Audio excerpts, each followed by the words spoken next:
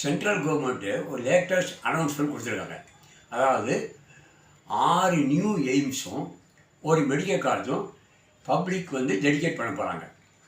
அது எப்படி வரப்போகுது அப்படின்னு கேட்டால், ஃபஸ்ட்டு ஒரு நியூ எய்ம்ஸு கன்ஸ்ட்ரக்ட் பண்ண போகிறாங்க. அது ஃபவுண்டேஷன் ஸ்டோன் பிப்ரவரி மாதம் அதே போடுறாங்க.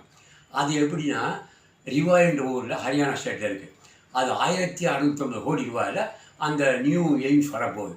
அங்கே ஒரு மெடிக்கல் காலேஜ் ஸ்டார்ட் பண்ணுறாங்க. அதுக்கு 100 சீட்டும், அதே மாதிரி நர்சிங் காலேஜ் ஸ்டார்ட் பண்ணுறேன், அதுக்கு ஒரு 60 சீட்டும் அங்கே வரப்போகுது. இது போக 6 நியூ எய்ம்ஸு.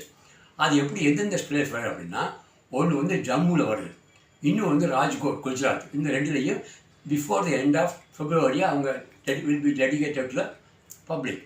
அது போக இன்னொரு 4 எய்ம்ஸ் புதுசாக வருது. அது எங்கே அப்படின்னு பார்த்தோம்னா, ஆந்திர பிரதேஷ் ஸ்டேட்டில் ஒன்று, உத்தரப்பிரதேசில் ஒன்று, வெஸ்ட் பெங்காலில் ஒன்று,